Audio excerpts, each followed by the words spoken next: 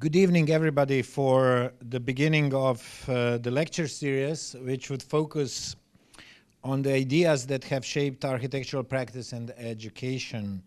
The program will review a selection of architectural theories and ideologies that have dominated actually the discourse and influenced architectural theories, critics, and practitioners.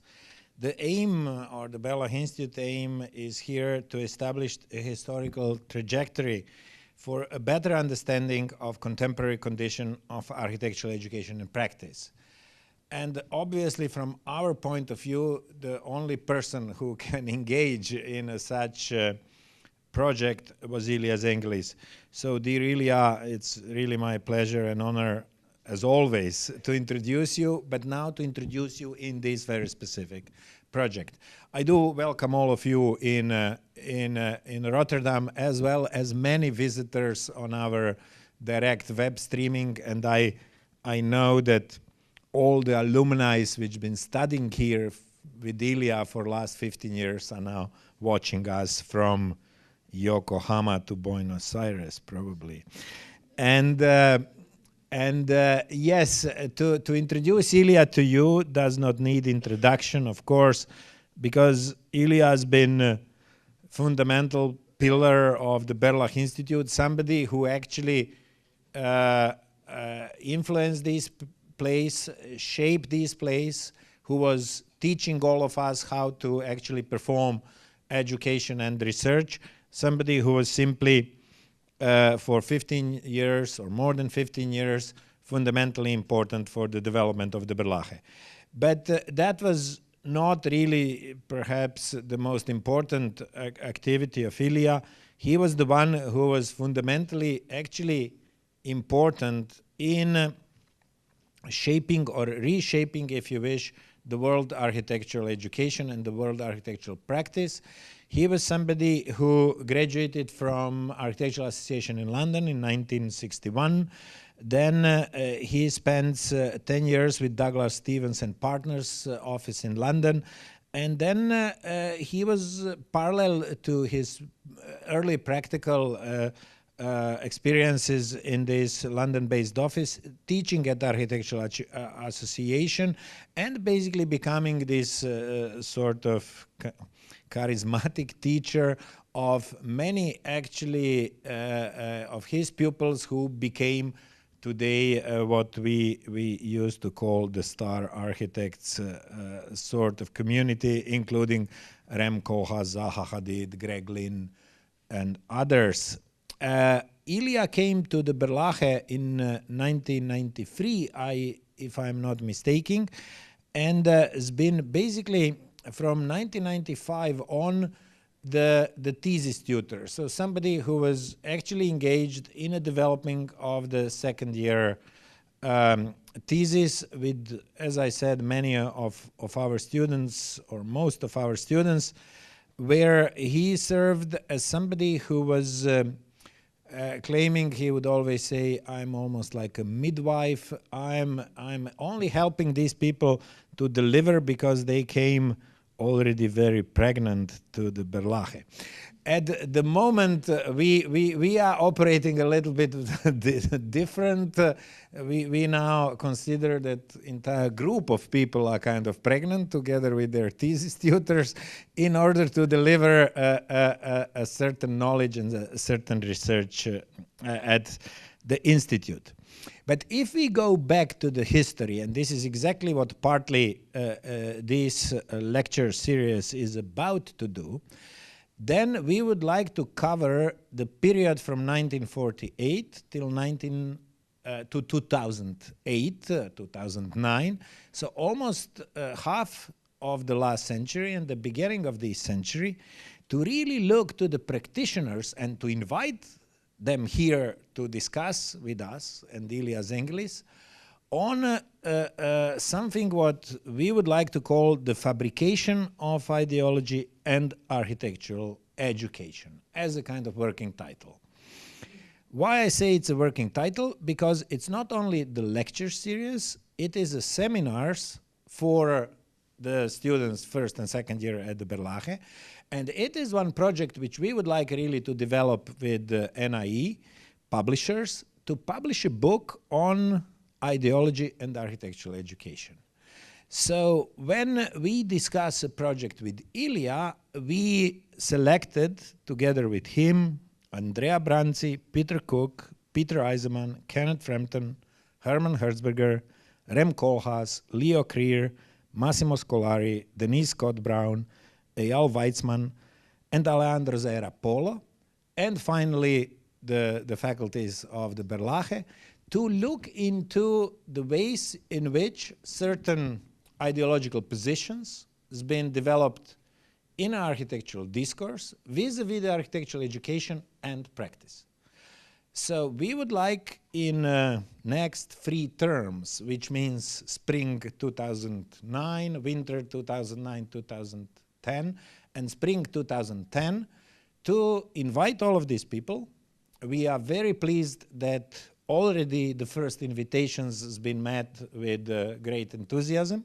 So this term we would have just in 7 days, Peter Cook, and then Jos Bosman, actually a critic who would discuss the Team 10 legacy, and then Kenneth Frampton, Herman Herzberger, Andrea Branzi in our program with Elia Zenghelis, where basically we would have the introduction of the Elia towards a period in which those practitioners has been presenting the leading force, and a kind of studio debate, a kind of seminar with you guys in a studio.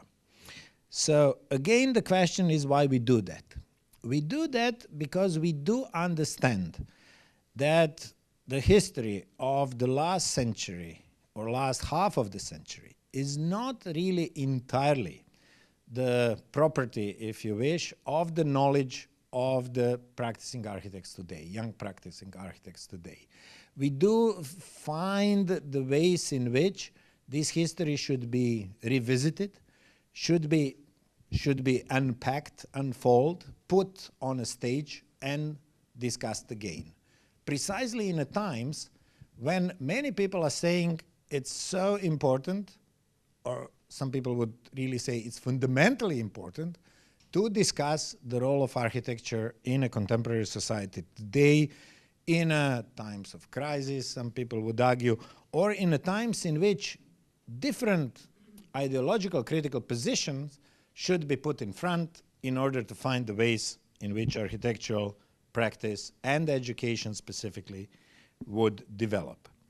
What we would like to see as well is the relation between the very original ideas of those practitioners and the ways in which they practice today, or in which they find themselves today, and the way in which they would tell us in a kind of critical exchange of debate and critical exchange of thoughts which would bring us back to the from, let's say, 68 to 2008, the way in which certain positions could be made for the future.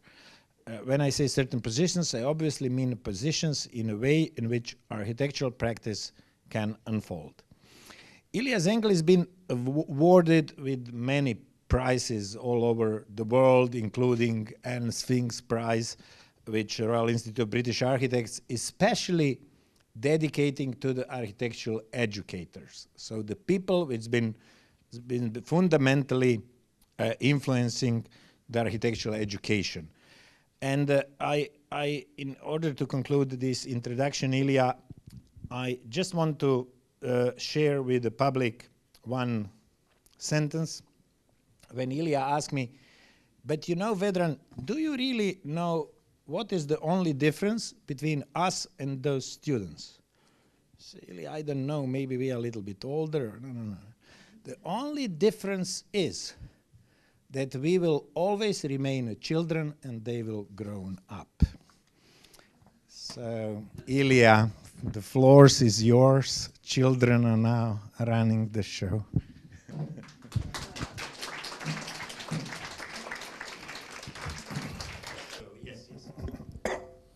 Well, thank you, Vedran.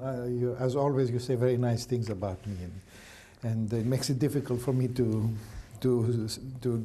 go on after all this. I have to digest it. Well, as Vedran said, the course that I've organized coincides with more or less with my own practice, if you like, or my own experience. And as he has said, I want to bring the people, as far as possible, themselves who kind of originated the movements, let's say, that took place in that period, most of whom I know, most of whom are friends, and most of whom I have worked with.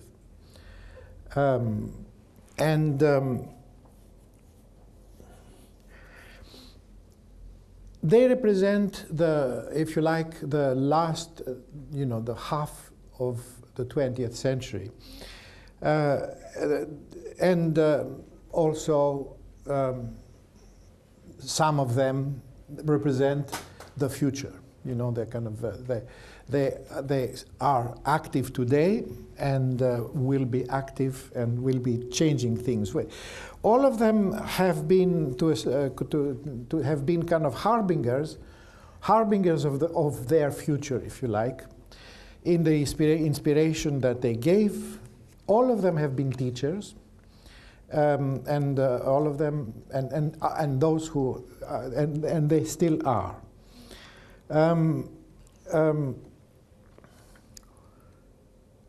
20th century, architecture has, the course is called, refers to the idea of ideology and education. Architecture has, the term ideology has been applied in the 20th century, if you like, to architecture. But architecture has always been driven by principles that are tantamount to ideological principles. From the Egyptian pyramids to the Acropolis in Athens, to the cathedrals of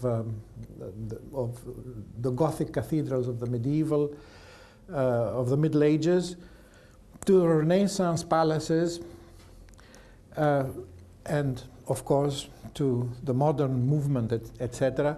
They have been, architecture has been motivated by principles and by political and ideological or religious beliefs. But the 20th century has been a century of conflict, of political, military conflict. And that, of course, that conflict created confusion to the artists and also to the architects. And the confusion was reflected in the practice, in what happened in the arts in the 20th century and in architecture. And this, the first half in architecture, the first half of the century was, of course, dominated by one figure, the figure of Le Corbusier, who was, in his personality and in his work, a very dominant personality that managed to raise himself to this dominant position, and at the same time was influenced to a large extent by Marxist ideologies in Western Europe and in Germany, and by the Russian Revolution in Russia. They kind of that formulated the basic tenets of the modern movement. The second half of the 20th century, one can call, if you like, the post-Corbusian half, started after the Second World War and kind of was launched by a group that grew out of the Siam group before. They called themselves the kind of neo-Siam. I suppose you know who Siam's Congrès International de l'Architecture Moderne. And they call themselves Team 10. Hermann Herzberger was one of the members, and he will talk to us about them. Peter and Alison Smithson were kind of the most dominant. I mean, they had the character of Le Corbusier in that second team. And they kind of dominated the group for some time. And Jos Bosman is going to give a lecture about them. What I want to do today is basically go through who they're going to be and what they're going to talk about. And to just clarify the idea of the kind of the principle of the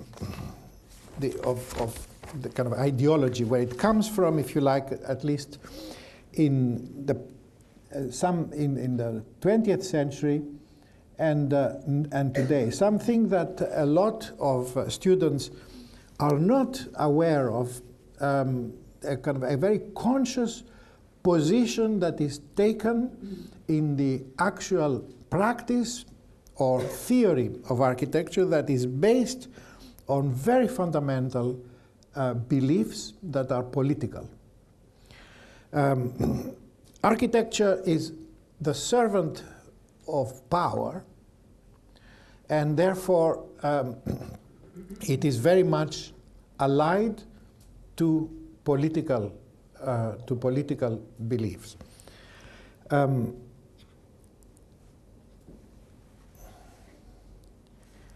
So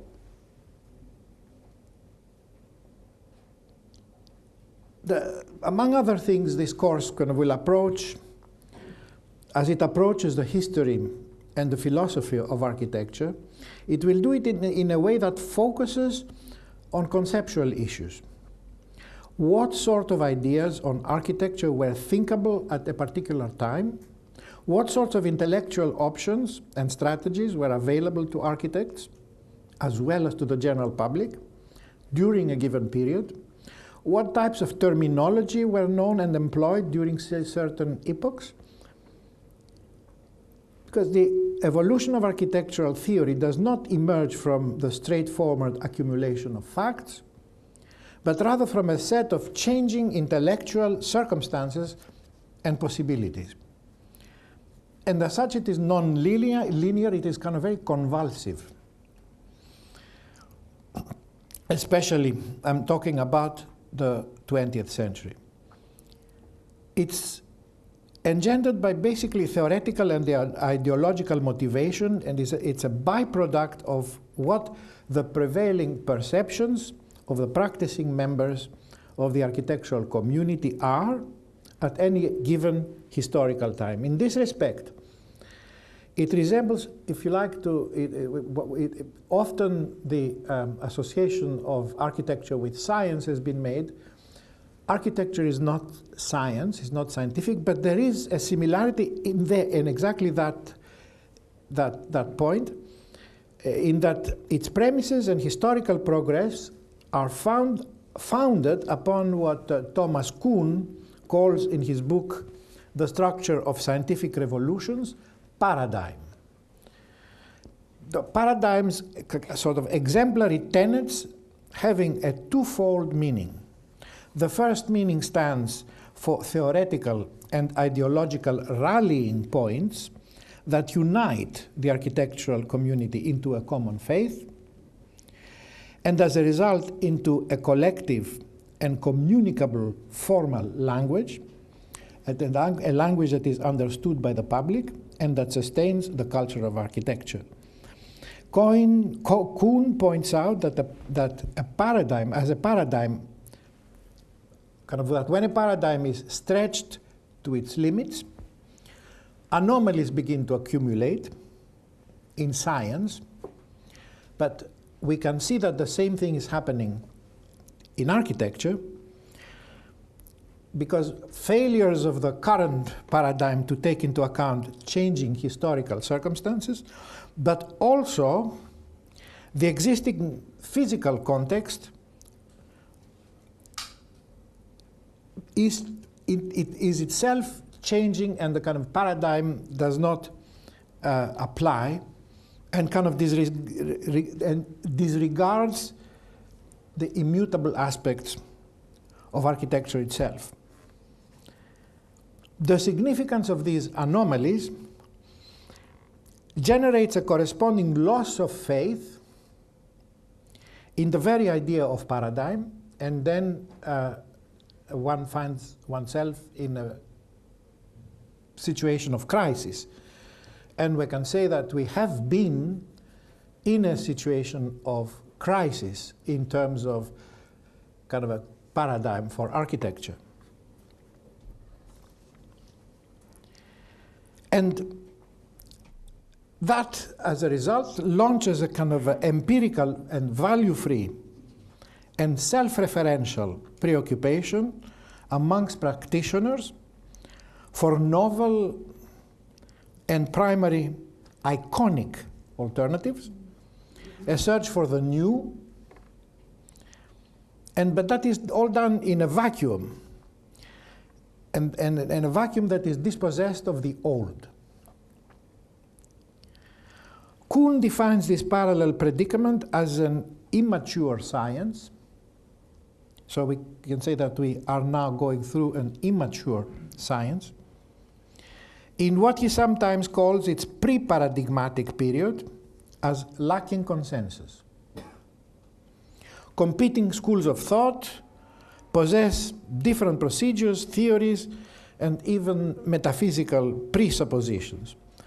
Consequently, according to Kuhn, there is little opportunity for collective progress.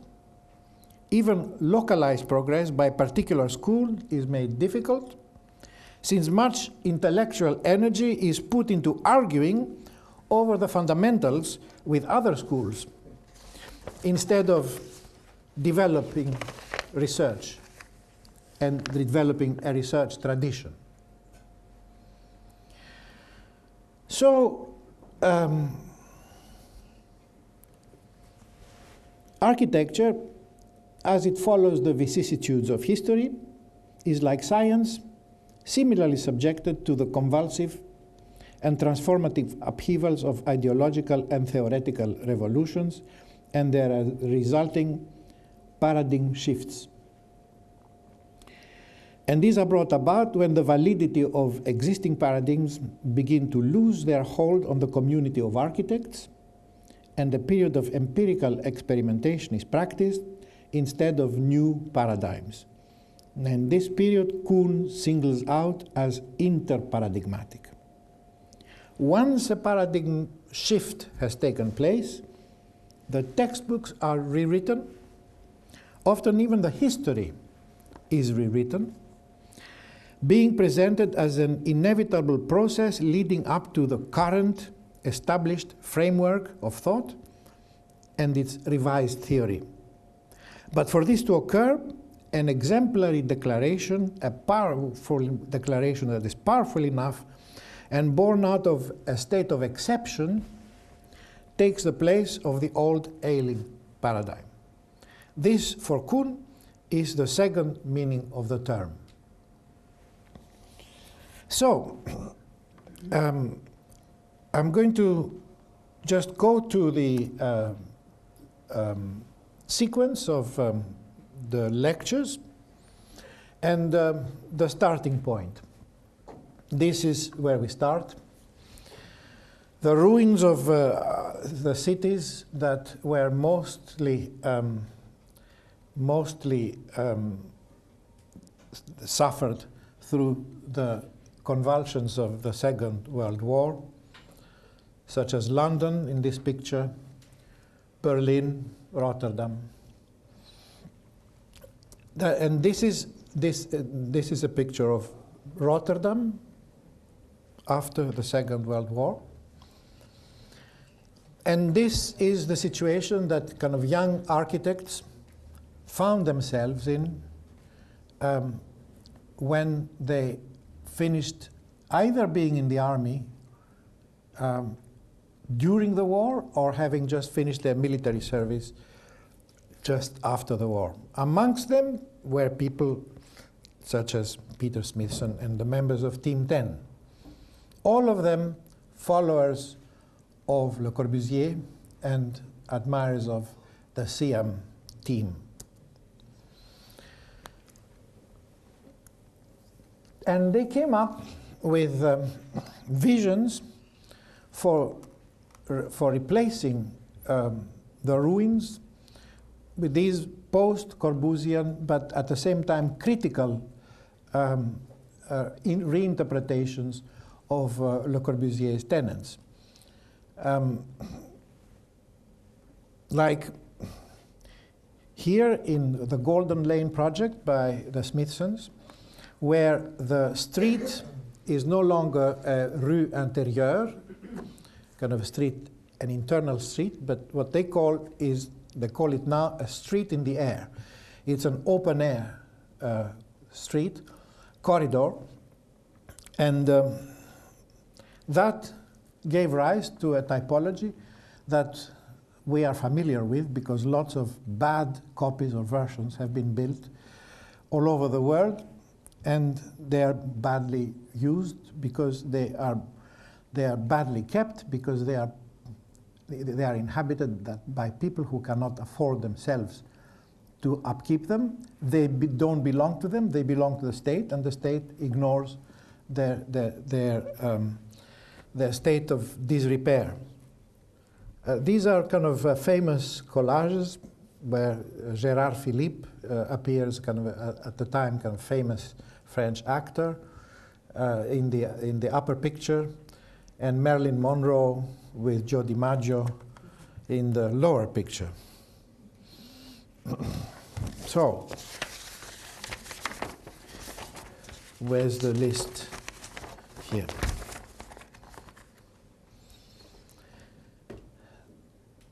So the next lecture is going to be given. So this is a situation that was generated. This is by people, the architects of the London County Council, as they generated the south bank of the Thames in Waterloo, that were all a group within the Team 10 ideology, or the orphanage of Hermann Herzberger. Montessori. The Montessori primary school by Hermann Herzberger. To this kind of young students of the AA, a few years before me, did something quite revolutionary. Within the AA, students of the Smithsons, they launched a magazine that was being published within the premises of the AA, and which they called Archigram. And that magazine began to kind of propose counter proposals to the doctrines that were being put upon the rest of the students in a very dogmatic way by the Team 10 disciples. They were all invited, they were all regularly coming to the reviews, to give lectures, and the school was, the entire syllabus of the AA was structured by Peter Smithson. And so this group was Archigram. Sorry, I have to go back. How do I go back? Go back like this? Yes. This group was the group that formed Archigram, was led primarily by Peter Cook, who will lecture next Tuesday, together with Ron Heron and I forget them, and Ron Heron and Michael Webb. He was not so much involved. I mean, he was involved at the beginning, but kind of he left. No, I'm trying to remember Warren Chalk, who in fact was one of the designers of the festival hall and the Waterloo. They had they were kind of very, as you can see, for that period, very iconoclastic, and at the time and at the same time deliberately ahistorical. They made a very big impact, and they had a lot of followers.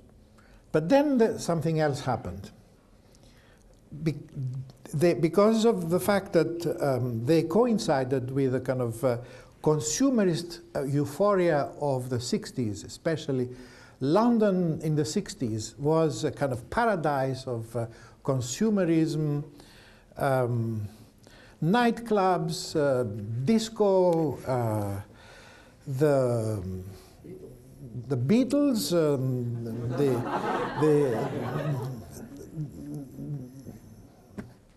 I forget even the dances we were dancing, the shake and so on. And it was a period that favored youth, but at the same time consumerism.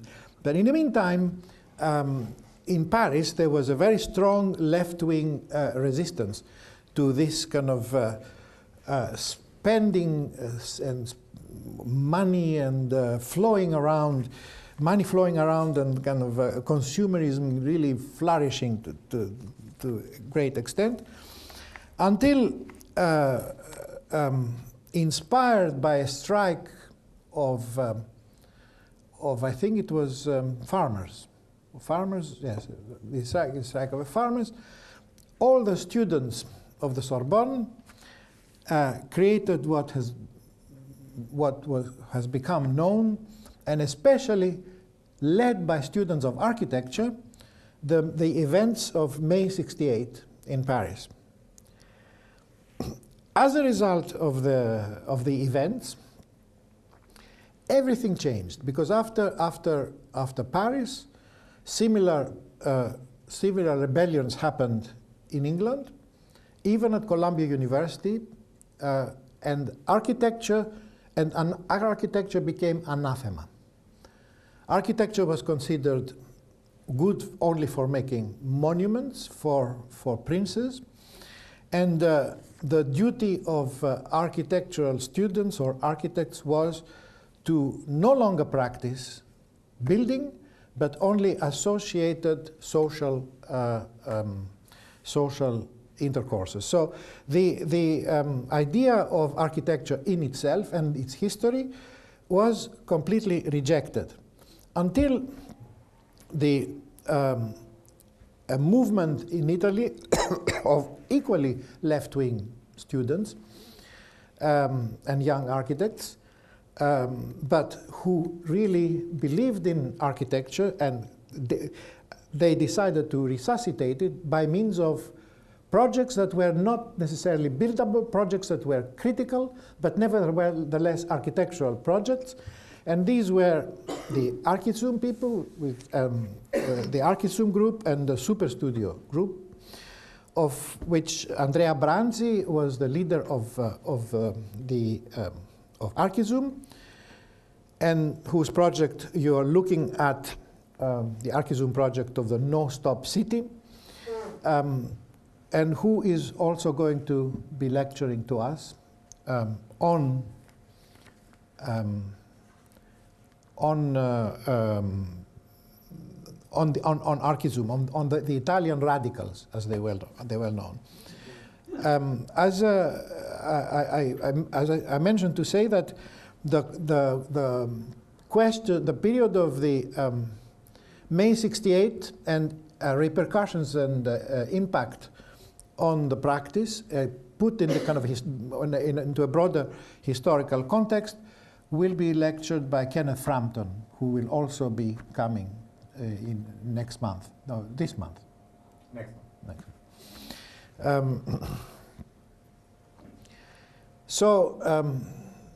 ArchiZoom produced the No Stop City, Super Studio, the continuous monument that kind of went all over the world. And we, when I say we, Rem Koolhaas and myself, were very much influenced by the Super Studio linear monument and by the idea of the wall. And we did our own linear project for London, which we called Exodus, or the Voluntary Prisoners of Architecture, in 1972.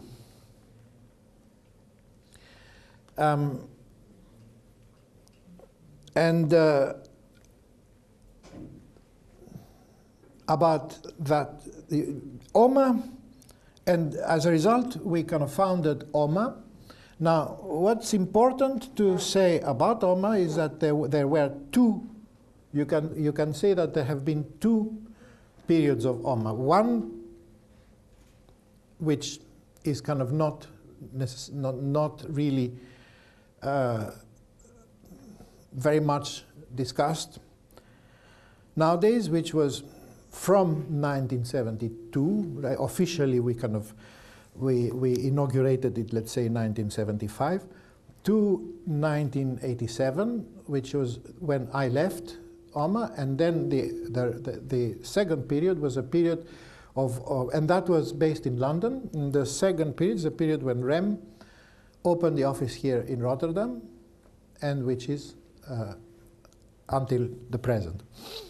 But each of them was a kind of had its own history. Each of them with the beginning, or at least the first one, with a beginning and an end.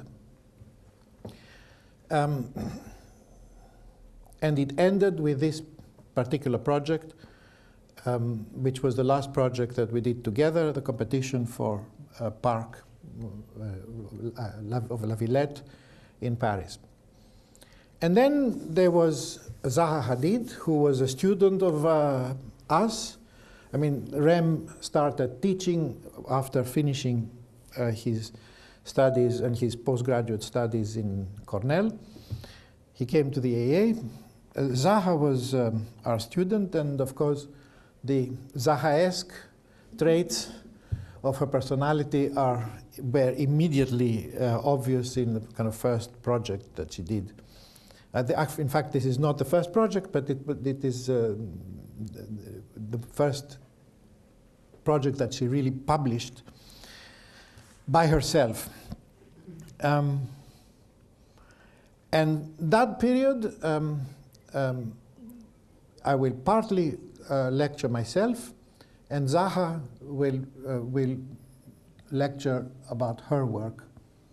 Again, she's coming next term.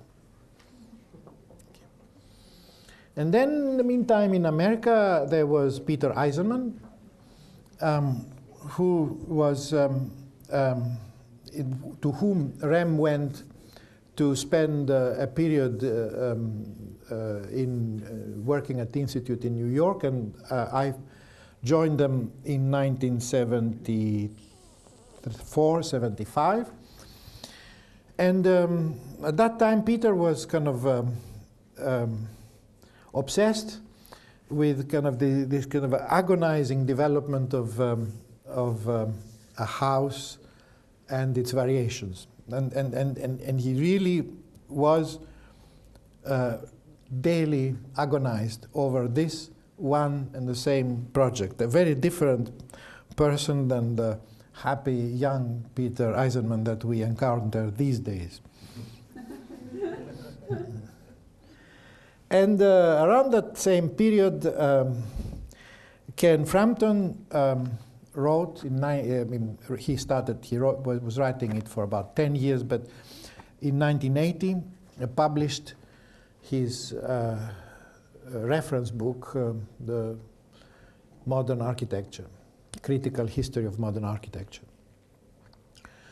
And at the same time then, the phenomenon of postmodernism appeared, and that became particularly manifested under the guidance of Portoghesi in the Venice Biennale of 1980, which was called Strada Novissima, in which all the popular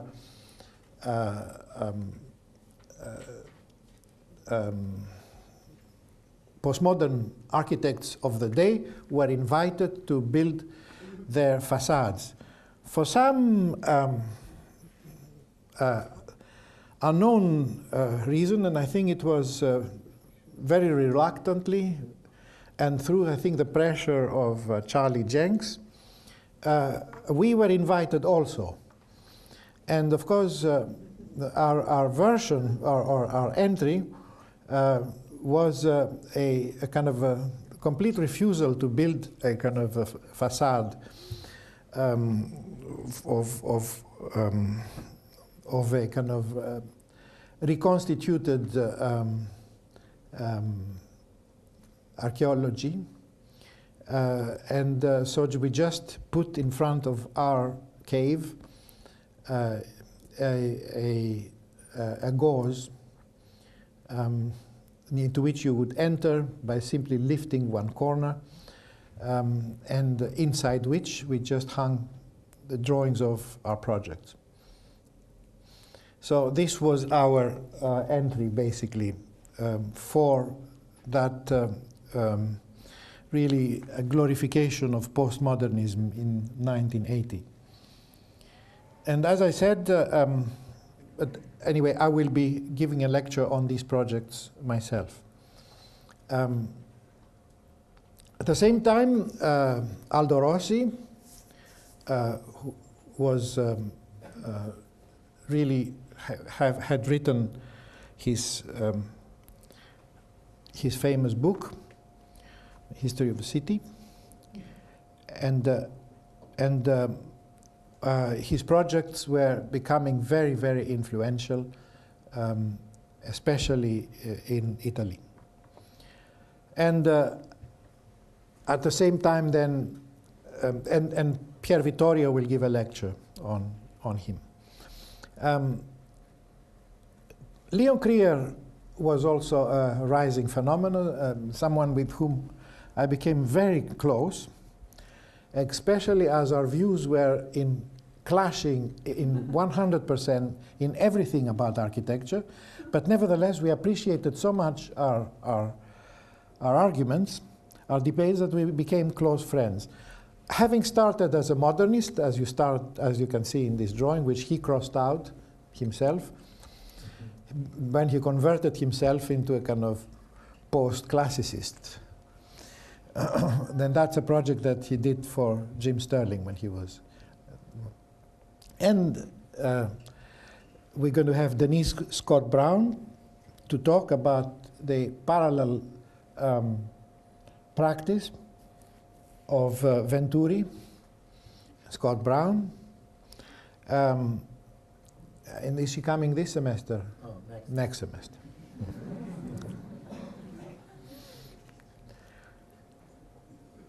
And then this happened. 9/11 in New York, and shortly after this happened. And we're going to have Rem lecturing on OMA, kind of the second phase of OMA. I'm not venturing to say whether it's going to be this term or next term. But anyway, he's coming to give a lecture. And Alejandro, who is going to come, Alejandro Zaera Polo, who's going to come and talk about materiality, which is his great personal obsession, if you like, kind of materiality in architecture, and to talk also about the Yokohama terminal, and to talk about the envelope.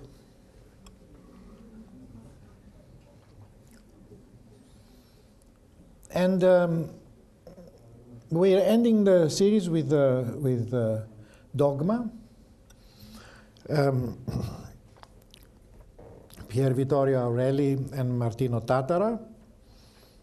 And this is a project that we did together for a competition in Greece for a park and a residential development.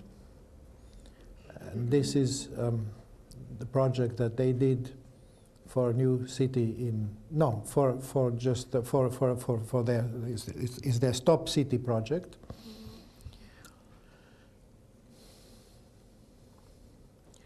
And with this, we're going to end the series.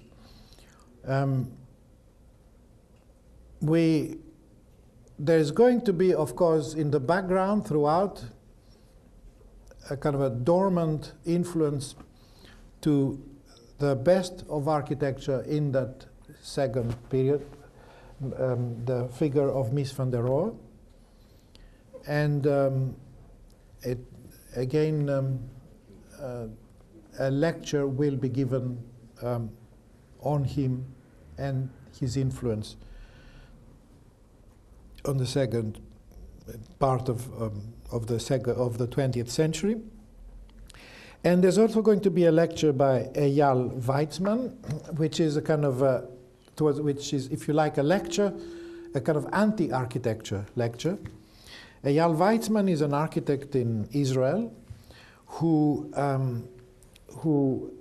has written a book about the way Israel is exploiting the territory that belongs to the Palestinians, and how the Israeli government constructs what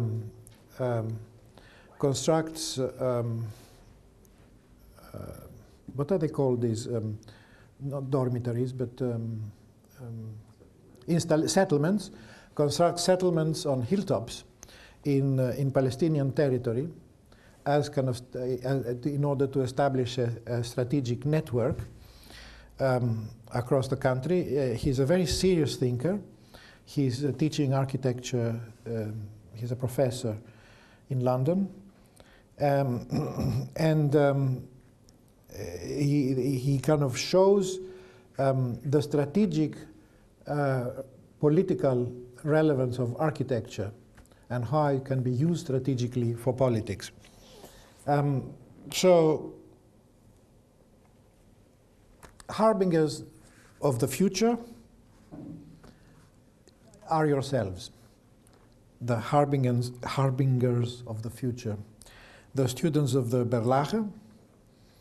And on this topic, we hope to end the series with Vedran giving a lecture about the relevance of students from the Berlage for the future.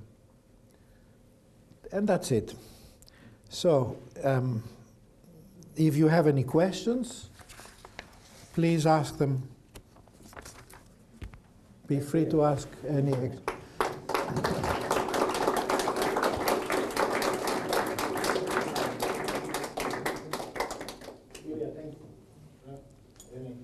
Yeah. Thanks a lot, Elia, on the short intro, and I think it looks already incredibly interesting. Oh, by the way, towards where we are going. Yes. The program is there's a draft of a program. I'll finalize it tomorrow, and it'll be printed Right. and distributed. Yes. Yeah, I would just like to thank as well Pier Vittorio and Salomon of being working with us on a program. But let us now involve in a little bit more public debate with you about some aspects of the program. I would actually start with what you said, what you kind of divided the century almost like Corbusian and post-Corbusian. Yeah. I mean, why you say that? I mean, yes, indeed, all of us has been, and me as being the probably the second part of the century, we would as the students worship these buildings, you know, La Tourette, Ronchamp, Maison Clarté, all the buildings actually, and Chandigarh and all the stuff. And then me being then in Delft, educated by Herzberger, then you see Herzberger talks about Le Corbusier, Van Eyck talks about Le Corbusier. Smithson. Yeah, Rem never talks about Le Corbusier. So what was in Corb, and of course Frampton and Jenks, and you know all the lectures we and Rem's greatest influence is Le Corbusier. Yeah. And then when you go to La Tourette crypt, you see influence on OMA. I mean, incredible. No, it is. Look, but then you know how you would now define the so-called Corb legacy. Was he really the one who was able to establish this dominance with his work and theory, or actually, but because he himself was always a kind of super apparently controversial person who would only care about his paintings and the kind of reviews about his paintings and not architecture. So how you see the legacy of Corb vis-a-vis the entire, you know, debate in the 20th century? Well, no, I think he dominated the entire 20th century. Yeah. Absolutely. I mean, it is even the second half that I call post Corbusian was dominated, and still he dominates a lot of practice. I mean, he's an architect that he was the architect of the 20th century. I mean, kind of, he really I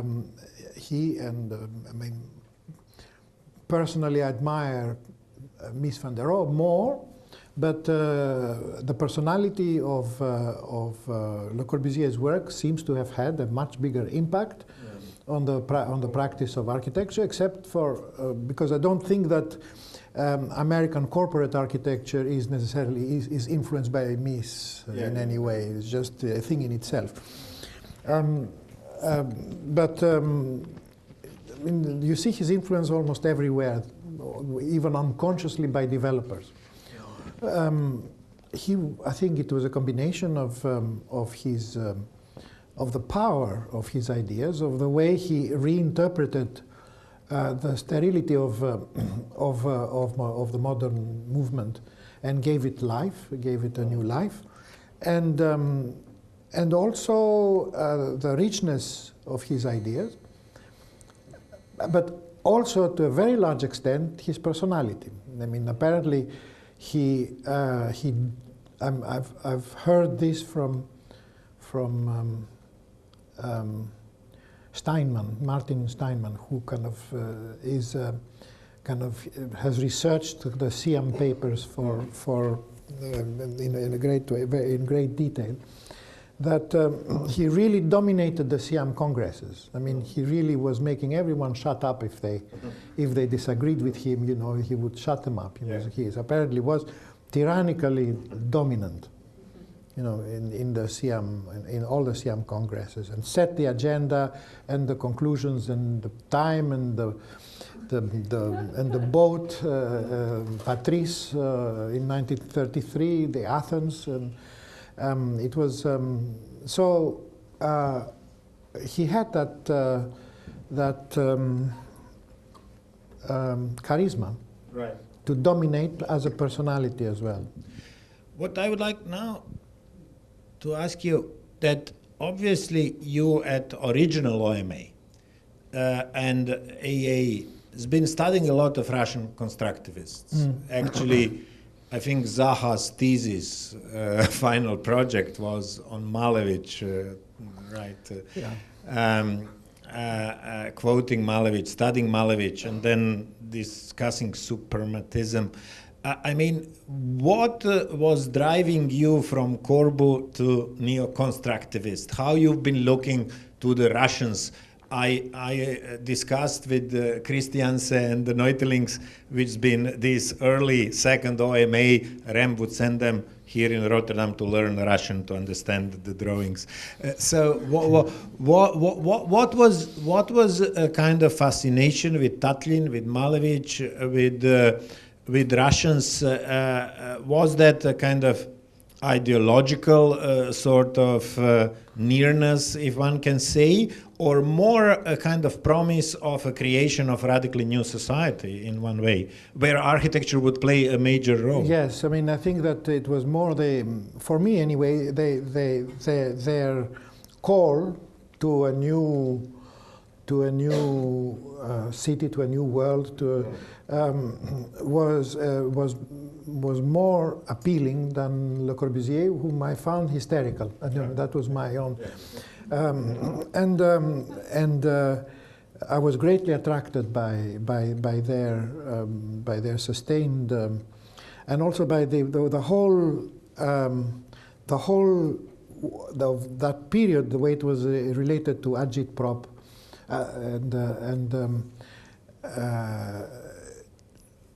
was, I found, very inspiring. You know, just the beginning of the Russian Revolution had something really, really powerful in itself, and I felt that also that the work of Malevich, both as a painter, was also of that entire period the most profound in a way. Architecture, Leonidov, of course, was again someone who didn't produce that much. I mean, he kind of yet died before he produced a lot. But again, he had this kind of vision that had something more, I don't know, more revolution, more genuine, I felt. The rest of the Russian architects were all rather good architects, but not necessarily better than the other modernists. Tatlin and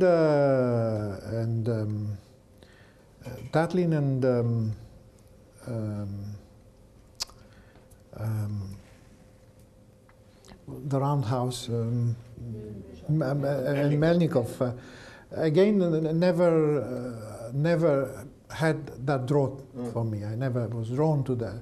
Or Vesnin brothers, or Vesnin brothers again, they were okay, but I mean, no, but still they were more on the side that I liked. Right. I mean, that inspired me.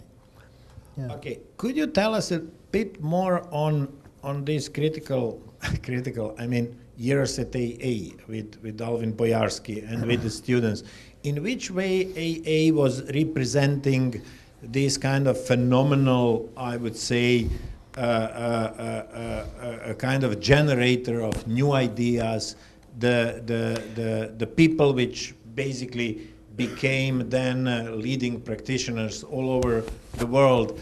What was this kind of AA sort of atmosphere in which Alvin Boyarsky, I think, as a charismatic chairman, was able to bring all of you to work for many years in educating generation of architects, which are today all over the world actually kind of leading the academia and some of the main practices? Well, that's the thing, that Alvin had the idea, if you like, the genius, to keep them all together. You know, we were imprisoned by Alvin in the same place. So there was Danny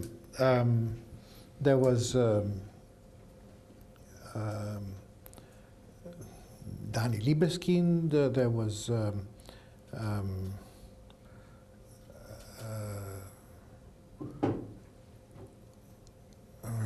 think we were talking about them. Dalibor Vesely, Bernard Tschumi, Peter Cook. Peter Cook. Yeah. Smithsons. The Smithsons were coming, they were very old by then, but still, and they were kind of refusing to come. But Jim Sterling would also say, I don't have anything to do with those guys, but he would come. Cedric Price, obviously. And Cedric, yes.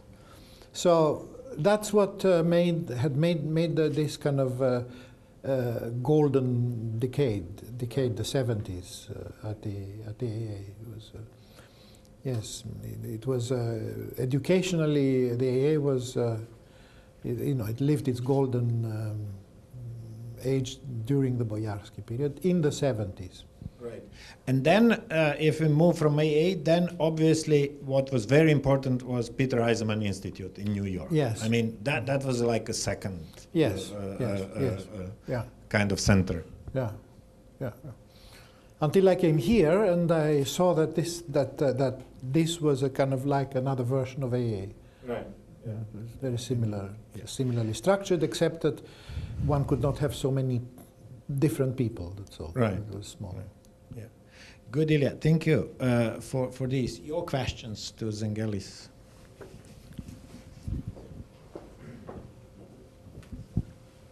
This group that you mentioned is somehow the most dominant and influential architects, maybe in your view, of the 60s onward.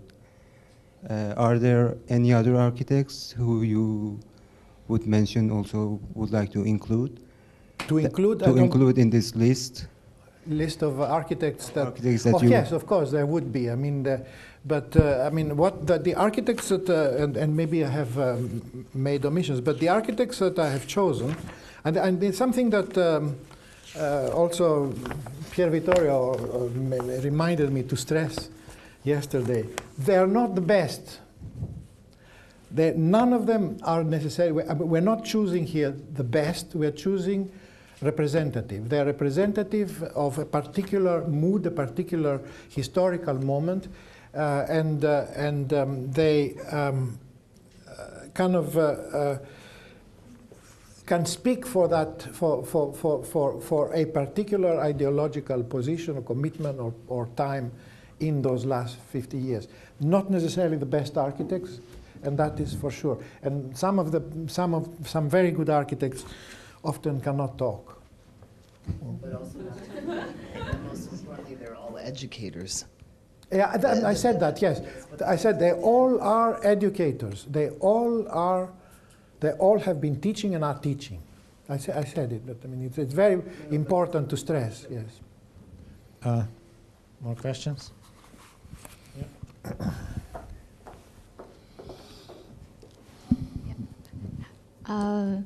Actually, when I was first here, Maria told me you are the best professor in the world. And then after I studied with you, yes, Maria. And I found that that's totally true.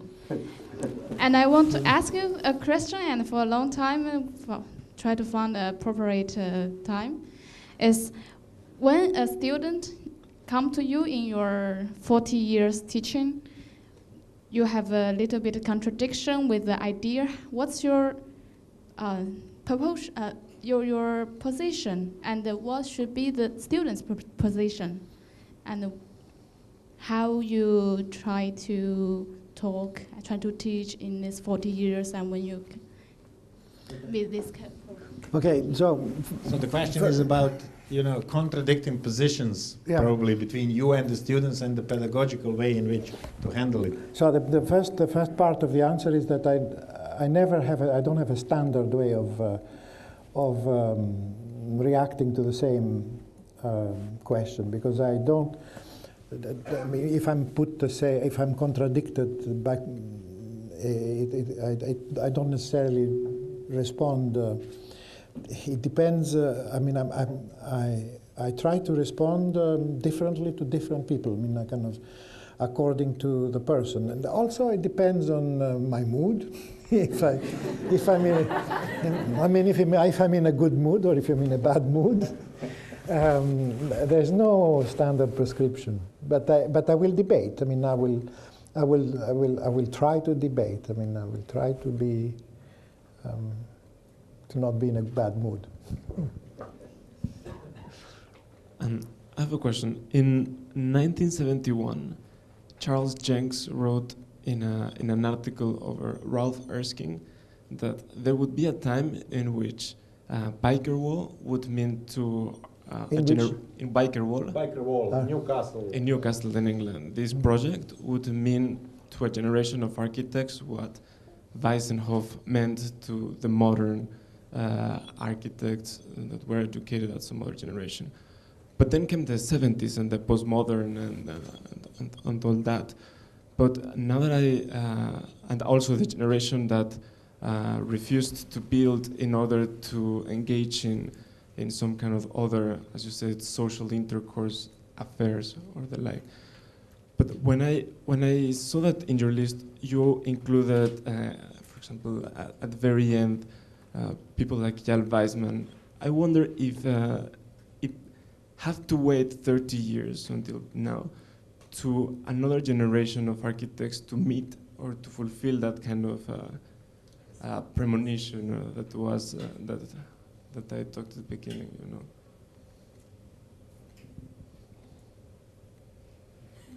I'm not a prophet. I mean, I mean now. I mean today. It is the fact that Eyal Weizmann is acting now, and maybe we can stick to the first one. I mean, whether you think that this argument or this text of Charles Jenks over Ralph Erskine and our biker wall would ever become, or did you see that ever happening around? No, but I mean, Ralph Erskine is and Eyal Weizmann are very, very different personalities and very different approaches. In a way, Elia, if I may help, I mean, what Charlie Jenks was impressed with, as many other people, with the biker, which we've been all visiting at the time, was this process of participation, right? That was a kind of revision of a hardcore modernism where people would participate. What Eyal is now putting in front is a question of a relation between the architecture vis-a-vis political ideologies. You know, in that sense, I understand perhaps. Yeah, okay, but I mean, what the two approaches have in common is that they are anti-architectural. Yeah. Okay. And here we have next. My question is about, I repeat a question that I did 12 years ago to Rem in Delft. It was about the person of Luigi Snozzi. I know you are teaching in Mendrisio in Switzerland. And the question was, what do you think about the political position of Luigi Snozzi in the 80s in the panorama of Swiss architecture, the European architecture, and he's being critically approaching competitions and pragmatic approach to architecture. so is that a question to me or to Rem? No, that was apparently posed to Rem 12 years ago, but now it's... Rem said, next question.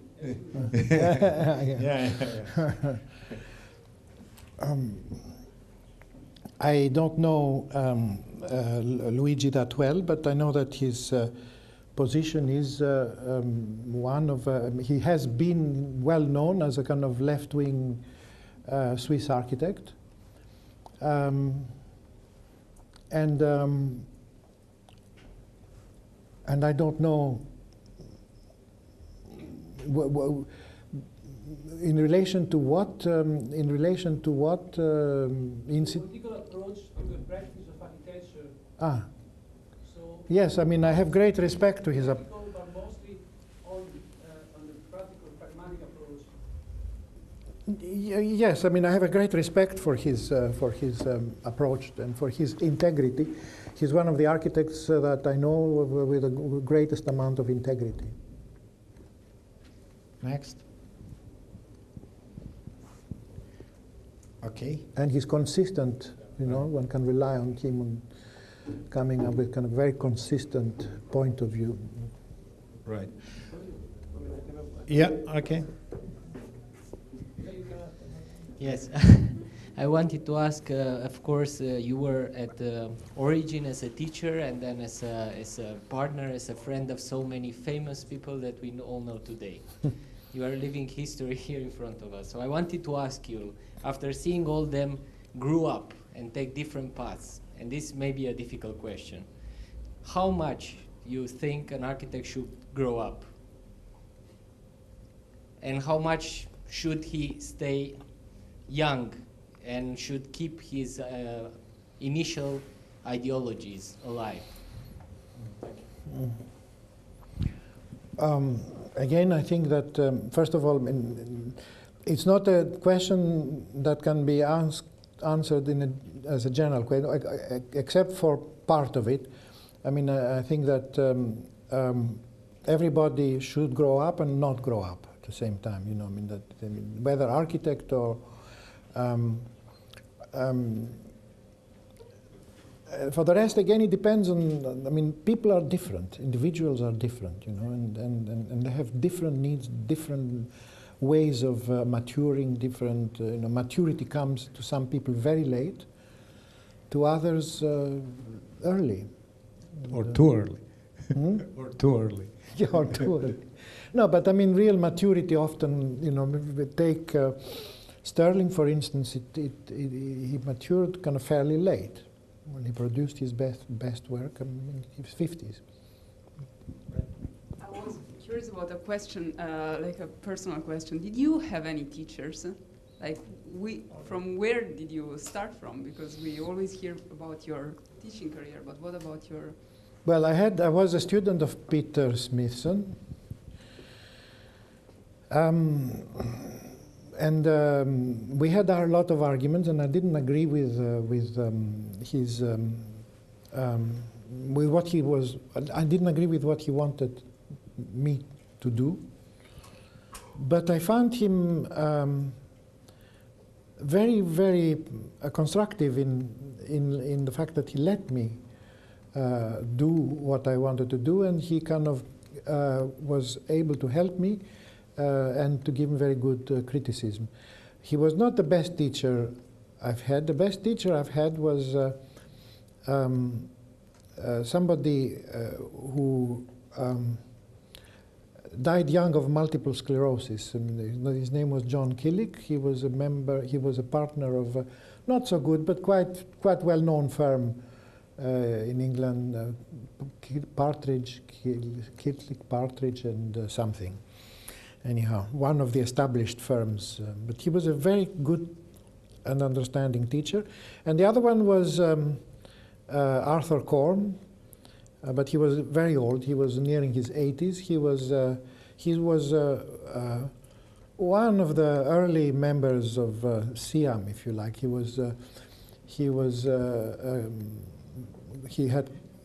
He flew. He was a German Jew who flew to London in the 30s, 1933. He left Berlin. Until then, he had practiced in Berlin, partly with Mies, and in England he practiced with Mendelssohn. And he became a teacher at the AA, and he was a very good teacher.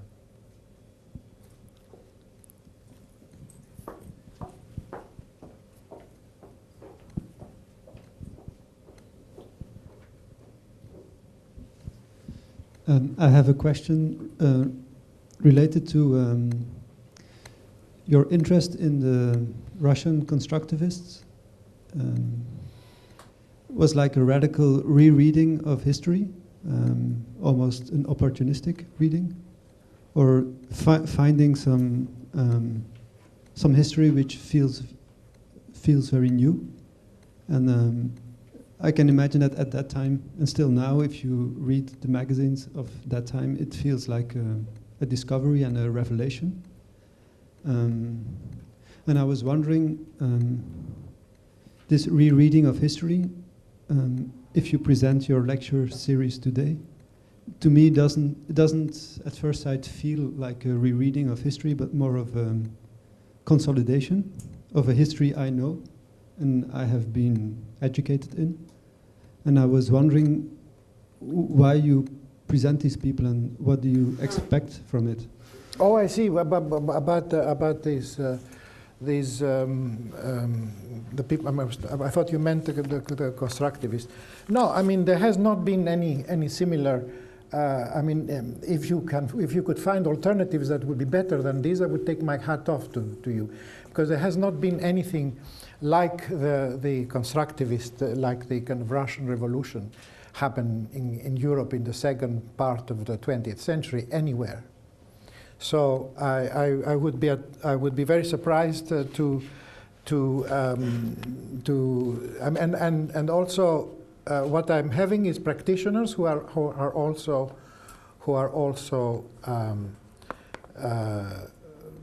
teachers. I don't think that anyone rewrites history. I mean, I don't think anybody. First of all, history is not rewritten. I mean, history is consolidated. But I mean, I don't think there has been anybody in that period that rewrote history. I made it plain that I'm not looking for the best, but I'm looking for the representative. Right. When we would have a Kenneth Frampton, he would say that the history is indeed a dynamic concept, and that we have to deal with the dynamism of the concept.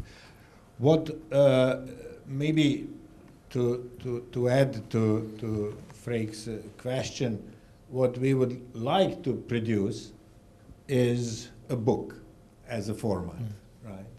So we would like to publish these debates, including your questions and Elia's answers, and of course answers of Peter Cook, Hermann Herzberger, and Andreas Branzi, and Jos Bosman in this term, and would like to construct a dialogue with the general public and the specific audience of the Berlage Institute participants.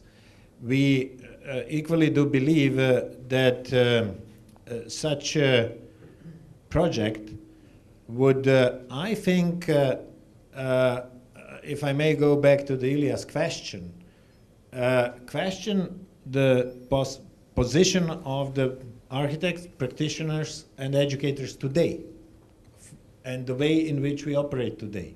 This is basically what we would like very much to see. Because as Elia said, all of these people from, if you wish, 48 or even last century, has been very much conscious of the kind of positions which they've been promoting, which they've been putting in front. We kind of sense a little bit a sort of disappearance of consciousness. Yes, I mean, it's this kind of consciousness that